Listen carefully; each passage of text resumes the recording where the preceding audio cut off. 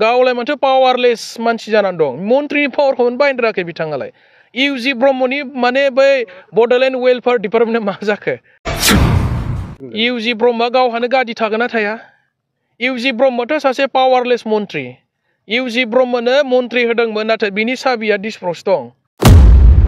बै समावथ' जों खोनादों माबा मोनसे गोदान डिपार्टमेन्ट खुलिदोंनो बिटिसिआव जाय डिपार्टमेन्टआ दिनै गभर्नमेन्टजों एप्रुभेल गैया बेबायदि गोदाव सोराव डिपार्टमेन्टनि मन्त्रि जाना दं इउजि ब्रह्मआ नै 5 जुन आरो वर्ल्ड एनभाइरनमेन्ट डे बेजों लोब्बा लाखिनानै उदालगुरि डिस्ट्रिक्टआव दाखालिबो मोनसे थांखि लादोंमोन जे उदालगुरि डिस्ट्रिक्टनि सिङाव थानाय मोनबा ब्लकआवहाय जोङो 1000निबो बारा दंफां फुलि गायनाय आरो बेनि थांखियानो जाबाय जोंहा ग्लबेल वार्मिंनिफ्राय जोंनि पृथिबिया बासायनांगौ जोङो दंफां लाइफां थांनानै थाब्लासो मिथिंगाया थाब्लासो जिब जुनारजों लोगोसे मानसिया थांनानै थागोन दा बेखौ जोङो नोजोर बोनानै बिपिएफआ खालि राजखान्थिनिल' खोथा सानालासिनो जोङो ससियेल एक्टिभिटिस हिसाबै जोङो दिनै माने 1000निबो बारा दंफां फुलि गायनायनि हाबाफारिखौ जोङो लादोंमोन आरो दंफां फुलिखौ गायनायजों लोगोसे जोङो बिनि प्रटेक्शननि बेबस्थाबो जों खालामनाय जादों आरोखि आरो हरिसिंगा इयुथ बिपिएफनि दैदेननायाव दिनै आङो बावहाय बाहागो लाफैदों जोंहा हरिसिंगा थांनाय लामायाव ओरैजाय सस्त्रपारा थांनाय लामायाव जोङो 200 दालनिबो बारा 200निबो बारा दंफां फुलि दिनै गायदों आरो बे ओनसोलनि रायजो राजाफोरखौ जों खावलायदों सानसे समाव दंफाङा फिथाइ थायगोन बिनि सायख्लुम जागोन जोंहा मिथिंगायारि जि माने समायना बिनि महरखौ जोङो मोनगोन बे ओनसोलनि रायजोफ्रानो बे ओनसोलनि गथ'फ्रानो दंफांनि फिथाइ थायनाय समाव बिथांमोनानो बे फिथाइखौ मोनजागोन आरोखि आरो बेजों लोगोसे जोंहा रायजोफोरा बावहाय माने जिरायनायनि जि बेबस्था बेखौबो दंफांनि सायख्लुमाव बिथांमोना लानो हागोन गोलोम बोथोराव बयबो माने जिरायफैनो हागोन आरो बेखौ प्रटेक्शन होनांगौबो बे ओनसोलनि रायजो राजाफोरनि मोनसे दायथ' होननानै जों सानो 1000 दंफां गायनाय नुयो नाथाय बिनि प्रटेक्शननि बेबस्था थायैनि थाखाय बोरमा मोसौआ जानानै साननैनि उनावनो दंफाङा जोबस्रांलांनायखौबो जों नुदों आरो दा बेनिखायनो जोङो इयुथ बिपिएफ पेरेन्ट बिपिएफनि माने जोंजों लोगोसे हेफाजाब होनायाव दिनै दंफां गायनाय हाबाफारिखौ जोङो खालामबाय मावफुंबाय आरो बेजों लोगोसे बिनि प्रटेक्शननि बेबस्थाखौ जोङो खालामखानाय जाबाय आरोखि फैगासिनो दं बिटिसि बिसायख'थि औ नाथाय गुबुन दोलोनिफ्राय बिपिएफआ गोजौ सारियाव दङ हरिसिंगायाव बिपिएफआ 1 नाम्बार हरिसिंगायाव गुबुन राजखान्थि हान्जाया जेसेबां जुजिया मानो जेसेबां नाजाया मानो बावहाय देरहानायनि खुनु चान्स गैया नोंथांमोना बेबो मोनथिगौ थांनाय 2020 सनाव जेब्ला मोनसे परिबर्तननि दोहौ आरो बिटिआर सुक्तिनि दोहौ फैदोंमोन न'खर न'खर साख्रि होनायनि खोथा बुंदोंमोन नङा होमबा जोंनि हरिसिंगानि सिङाव थानाय Ambagaon NIT national institute of technology बेखौ दिनै बिथांमोना मावफुंनानै होनो हायाखिसै न'खर न'खर रावनोबो साख्रि होनो हायाखिसै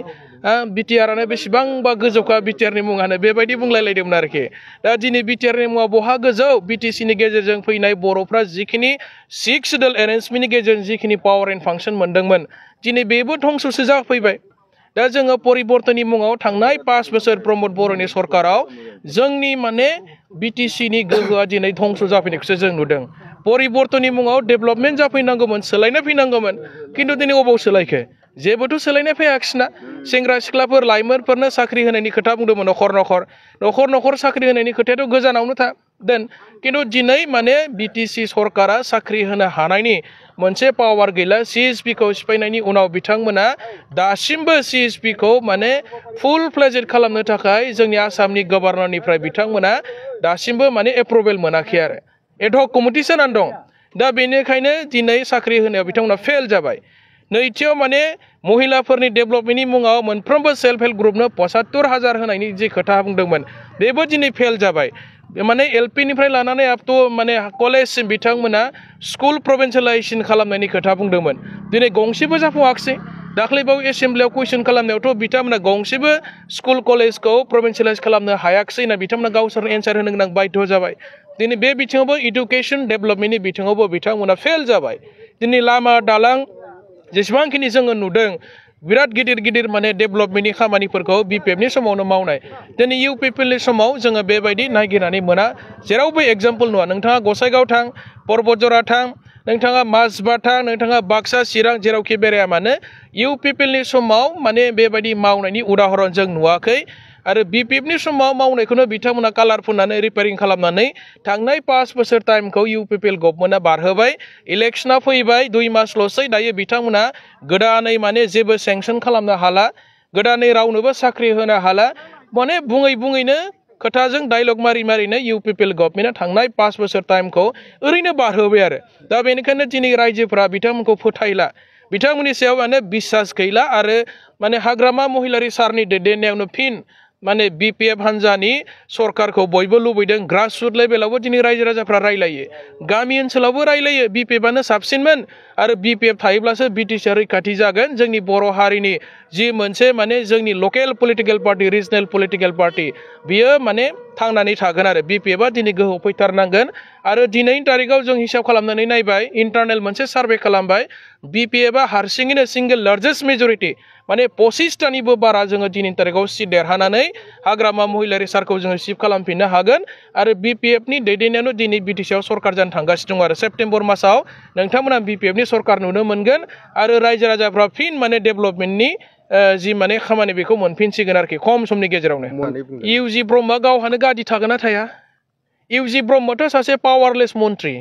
UG ब्रह्मनो मन्त्रि होदोंमोन नाथाय बिनि साबिया डिसप्र'स दं गावलाय माथो पावारलेस मानसि जानानै दं मन्त्रिनि पावारखौनो बाहायनो रोङाखै बिथाङालाय UG ब्रह्मनि माने बै बड'लेण्ड वेलफेयार डिपार्टमेन्टआ मा जाखो बै समावथ' जों खोनादों माबा मोनसे गोदान डिपार्टमेन्ट खुलिदोंनो BTCआव जाय डिपार्टमेन्टआ दिनै गभर्नमेन्टजों एप्रुभेल गैया बेबायदि गोदाव सोराव डिपार्टमेन्टनि मन्त्रि जानानै UG ब्रह्मआ मानो डेभेलप खालामना होनो हायाखै दिनै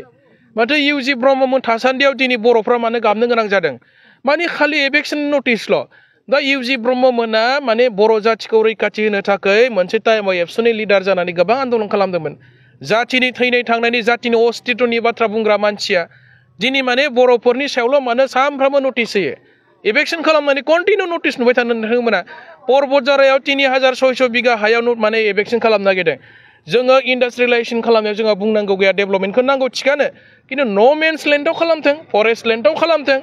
गोबां माने सरकारि हाफोर दङ बेफोराव खालामथों जेराव माने पपुलेसन गैया जेराव माने मानसि गैया न'खर गैया बेबायदि जायगायाव खालामथों ना थावजेन बिगा हाया ओरैनो गोग्लैनानै दङ खिन्थु जेराव माने जोंनि आबै आबौमोना गोदोनिफ्रायनो हाजार बोसोर बावहाय माने रायजो जानानै दङ जेराव माने बिथांमोना वेल एस्टाब्लिश जाबाय गय खान्थाल थाइजौ बायदिसिना बारि बागान ग्रोम ग्रोम जाखाबाय संसार जानाया दिनै हाजार बोसोर जाखाबाय बेबायदि जायगाखौ मानो एभेक्सन खालामनो नागिरदों बिथांमोना बेथ' बिराद अयनाय जादोंना दिनै दैज्लां बोथोराव एभेक्सन खालामनानै बै ओनसोलनि रायजो राजाफोरखौ मा खालामनो नागिरदों मा खालामनो सानदों दा मन्त्रि UG ब्रह्ममोननि खोथाया दिनै फंसेबो माने रज'आ ओरैनो खालि राजनितिनि मुङाव राजनिति खालामब्ला जाया जातिखौबो एसे रैखाथि होनो थाखाय UG ब्रह्म बिथांखौ खावलायदों आरोखि